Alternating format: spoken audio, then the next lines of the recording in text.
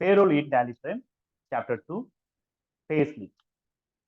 பே slip அப்படிங்கிறத பத்தி தெரியாதவங்க யாருமே இருக்க மாட்டாங்க. ஸோ சேலரி எம்ப்ளாயை நீங்க ஒர்க் பண்ணிக்கிட்டு இருக்கீங்க ஒரு ஆர்கனைசேஷன்ல அப்படின்னா கண்டிப்பா பே ஸ்லிப்னா என்ன, அதோட யூசேஜ் என்ன அப்படிங்கிறத பத்தி உங்களுக்கு கண்டிப்பா தெரிஞ்சுக்கணும். மந்த் ஆன் மந்த் நீங்க சேலரி ரிசீவ் பண்றீங்க அப்படிங்கிற பட்சத்துல அந்த சேலரி எப்படி கால்குலேட் பண்ணியிருக்காங்க, அதோடைய டோட்டல் இயர்னிங்ஸ் என்ன, டோட்டல் டிடக்ஷன்ஸ் என்ன, டேக் ஹோம் எவ்வளவு நம்மளுக்கு கொடுத்துருக்காங்க, ஓனர் ஏதாவது கான்ட்ரிபியூட் பண்ணியிருக்காங்களா, ஸோ இதுல வந்து டிவி எவ்வளவு நாள் வந்து டிடெக்ட் பண்ணியிருக்காங்க, இந்த மாதிரியான இன்ஃபர்மேஷன்ஸ் எல்லாம் கண்டிப்பா வந்து நம்மளுக்கு இந்த பே ஸ்லிப் அப்படிங்கிறது தான் இருக்கும். நீங்க ஏதாவது லோன் அப்ளை பண்ண போறீங்க அப்படிங்கிற பட்சத்துல லாஸ்ட் 3 மந்த்ஸுக்கான பே ஸ்லிப் அப்படிங்கிறத உங்கள்ட்ட கேட்பாங்க.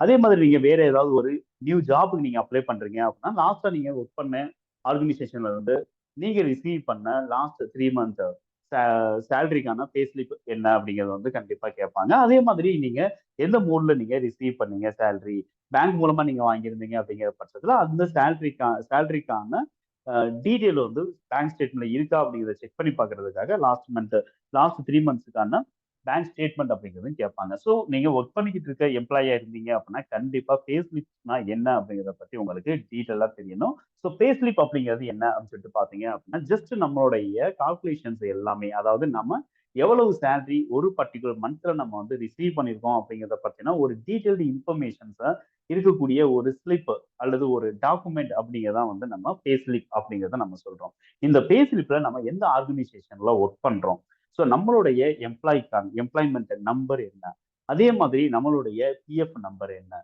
இஎஸ்ஐ நம்பர் என்ன, பேன் நம்பர் என்ன, ஸோ இப்படிப்பட்ட ஒரு பேசிக் இன்ஃபர்மேஷன்ஸ் அப்படிங்கிறது எல்லாமே இருக்கும். ஸோ அந்த டாக்குமெண்ட் தான் நம்ம வந்து இந்த பே ஸ்லிப் அப்படின்னு நம்ம வந்து சொல்றோம். இது ஒவ்வொரு மந்த்துக்கும் தனித்தனியா வந்து ப்ரிப்பேர் பண்ணப்படுது. ஸோ இது மந்த்லி பேசிஸ்ல சேலரி ரிசீவ் பண்ற ஒவ்வொருத்தவங்களுக்கும் செப்பரேட் மந்த்தை பேஸ் பண்ணி தனித்தனியா இந்த பே ஸ்லிப் அப்படிங்கிறது எம்ப்ளாய்க்கு கொடுக்குறாங்க.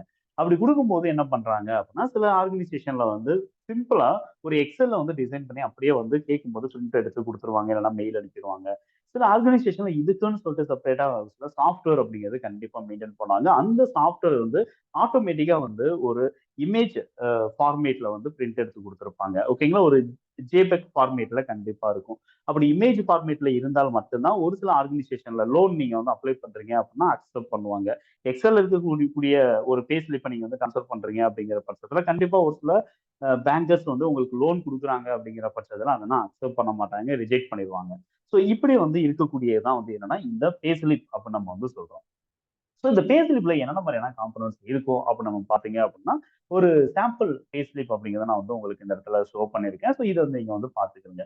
இதுல என்னென்ன மாதிரியான காம்பனன்ட்ஸ் மெயினா வந்து இருக்கு அப்படின்னு நீங்க பாருங்க. ஸோ ஃபர்ஸ்ட் வந்து உங்களுடைய அந்த பர்டிகுலர் மந்த்துக்கான இயர்னிங்ஸ் எவ்வளவு அப்படிங்கிறத உங்களுக்கு கொடுத்துருக்காங்க. ஸோ இதை எம்ப்ளாயீஸ் இயர்னிங்ஸ் அப்ப நம்ம வந்து பார்க்குறோம். ஒரு சில ஆர்கனைசேஷன்ல உங்களுடைய டோட்டல் சேலரிய basic salary, house and allowances, conveyance அப்படின்னு சொல்லிட்டு உங்களுக்கு பிரிச்சிருப்பாங்க.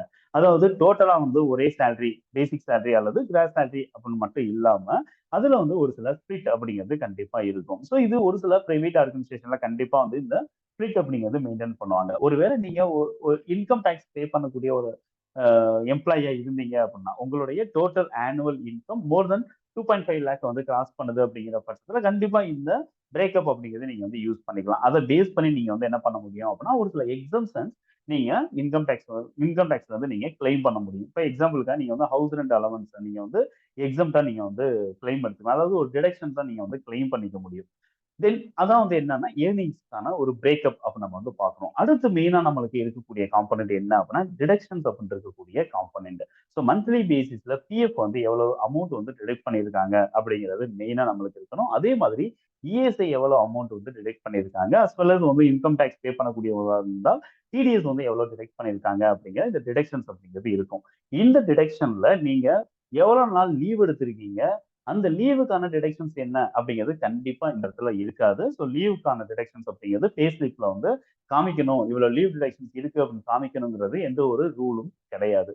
ஸோ நீங்க தான் வந்து மந்த்லி உங்களுக்கு வந்து வரக்கூடிய டோட்டல் இன்கம் எவ்வளவு, அதுல வந்து நம்ம லீவ் போக எவ்வளவு இன்கம் நம்மளுக்கு ரிசீவ் பண்ணியிருக்காங்க, அதை எவ்வளவு பேங்க்ல வந்து நம்மளுக்கு கிரெடிட் ஆயிருக்கு. ஸோ டிஃபரன்ஸ் என்ன அப்படிங்கிறத பேஸ் பண்ணி நீங்க தான் எவ்வளவு நம்ம லீவ் எடுத்த நாளைக்கு எவ்வளவு சேலரி டிடெக்ட் பண்ணியிருக்காங்கிறத நாம தான் கால்குலேட் பண்ணிக்கணுமே தவிர பே ஸ்லிப்ல லீவுக்கான டிடக்ஷன்ஸ் அப்படின்னு சொல்லிட்டு ஒன்றும் கொடுத்துருக்க மாட்டாங்க. அதர்வைஸ் நீங்க எவ்வளவு நாள் லீவ் எடுத்திருக்கீங்க அப்படிங்கிற டேஸ் வேணும்னா அதோட அக்கௌண்ட் வந்து வேணா கொடுத்துருப்பாங்களே தவிர லீவ் எடுத்ததுக்கான டிடக்ஷன்ஸை இந்த டிடக்ஷன்ஸ் அப்படிங்கிற இந்த பார்ட்ல வந்து கண்டிப்பா கொடுக்க மாட்டாங்க. அடுத்து மூணாவதா நம்மளுக்கு வந்து இருக்கக்கூடியது என்னன்னா ஓனருடைய கான்ட்ரிபியூஷன். ஸோ இதை வந்து நம்ம எம்ப்ளாயர் கான்ட்ரிபியூஷன் அப்படி நம்ம வந்து சொல்லலாம். இந்த எம்ப்ளாயர் கான்ட்ரிபியூஷன்ல மேக்ஸிமம் பிஎஃப் இருந்துச்சு அப்படிங்கிற பட்சத்துல இபிஎஸ் அப்படிங்கிற ஒரு கான்ட்ரிபியூஷன் இருக்கும். அதே மாதிரி பென்ஷன் அப்படிங்கிற கான்ட்ரிபியூஷன் இருக்கும். As well as ESI detect பண்றாங்க அப்படிங்கிற பட்சத்துல உங்களுக்கு இஎஸ்ஐக்கான கான்ட்ரிபியூஷனும் இருக்கும். ஒரு சில பே ஸ்லிப்ல இந்த எம்ப்ளாயருக்கான கான்ட்ரிபியூஷன் கூட இல்லாம இருக்கும். ஏன்னா பே ஸ்லிப்ல எம்ப்ளாயர் எவ்வளவு பெர்சன்டேஜ் ஆஃப் அல்லது எவ்வளவு அமௌண்ட் வந்து கான்ட்ரிபியூட் பண்ணியிருக்காரு அந்த எம்ப்ளாய்க்கு அப்படிங்கிறத கண்டிப்பா காட்டணும் அப்படின்னு சொல்லிட்டு எந்த ஒரு ரூலும் கிடையாது. ஸோ இந்த கான்ட்ரிபியூஷனை டைரக்டா எம்ப்ளாயர் அந்த பர்டிகுலர் எம்ப்ளாயோடைய அக்கௌண்ட் நம்பரை பேஸ் பண்ணி ஆட்டோமேட்டிக்கா கவர்மெண்ட்ல போயிட்டு பேமெண்ட் அப்படிங்கிறது டெபாசிட் பண்ணிடுவாரு. ஸோ அந்த பாஸ்புக்ல வேணா நீங்க வந்து இதுக்கான கான்ட்ரிபியூஷன் என்ன, ஒன் எவ்வளவு கான்ட்ரிபியூஷன் பண்ணியிருக்காரு, பிஎஃப்ல எவ்வளவு கான்ட்ரிபியூஷன் பண்ணியிருக்காரு, இஎஸ்ஐல எவ்வளவு கான்ட்ரிபியூஷன் பண்ணியிருக்கான்னு சொல்லிட்டு நீங்க அந்தந்த டிபார்ட்மெண்ட் கொடுக்கக்கூடிய பாஸ்புக்கை பேஸ் பண்ணி வேணா நீங்க வந்து பார்த்துக்கலாமே தவிர கண்டிப்பா பே ஸ்லிப்ல எவ்வளவு ஓனர் கான்ட்ரிபியூட் பண்ணாரு, எவ்வளவு அமௌண்ட் கான்ட்ரிபியூட் பண்ணியிருக்காரு அப்படின்னு சொல்லிட்டு கண்டிப்பா காட்டணும் அப்படிங்கிற அவசியம் கிடையாது. அதர்வைஸ் ஒரு சில ஆர்கனைசேஷன்ல எம்ப்ளாயிக்கு பண்ண கான்ட்ரிபியூஷனை கூட அவங்களுக்கு தேவைப்படுது, அவங்களுக்கு தெரிஞ்சுக்கட்டும் அப்படின்னு சொல்லிட்டு இந்த மாதிரி வந்து தேர்ட் செக்ஷனா வந்து என்ன பண்றாங்க அப்படின்னா இந்த கான்ட்ரிபியூஷனை பே ஸ்லிப்ல நோட் பண்ணியிருப்பாங்க. ஸோ இதுதான் வந்து என்ன அப்படின்னா பே ஸ்லிப்போட ஒரு பேசிக் இன்ஃபர்மேஷன். நீங்க ஒரு பே ஸ்லிப் நீங்க ப்ரிப்பேர் பண்ண உங்களுடைய எம்ப்ளாய்க்கு அப்படிங்கிற பட்சத்துல அல்லது உங்களுக்கு ஒரு ஃபார்மேட் வேணும் அப்படிங்கிற பட்சத்துல இந்த இந்த பே ஸ்லிப்பை நீங்க வந்து உங்களுடைய எம்ப்ளாயருக்கு நீங்க வந்து ரெஃபர் பண்ணலாம். ஸோ இதே மாதிரியான ஃபார்மேட்ல எனக்கு பே ஸ்லிப் ரெடி பண்ணி கொடுங்க. ஸோ இதுல வந்து நெட் இன்கம் அதாவது நெட் அமௌண்ட் எனக்கு பேங்க்ல எவ்வளவு அமௌண்ட் வந்து நீங்க டெபாசிட் பண்ணீங்களோ அந்த பர்டிகுலர் மந்த்ல அப்படிங்கிறது எனக்கு டேலி ஆகணும் அப்படிங்கிறத நீங்க வந்து என்ன பண்ணலாம் அப்படின்னா ஒரு ரெக்குவயர்மெண்டா நீங்க வைக்கலாம். இதுதான் பே ஸ்லிப் அப்படிங்கிறதுடைய ஃபார்மேட்.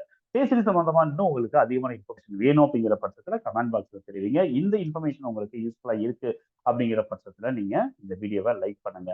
இதே மாதிரியான அடுத்தடுத்த சாப்டர்ஸ் உங்களுக்கு வேணும் அப்படிங்கிற பட்சத்துல நீங்க நம்மளுடைய வீடியோ அதாவது யூடியூப் சேனல் நீங்க சப்ஸ்கிரைப் பண்ணுங்க.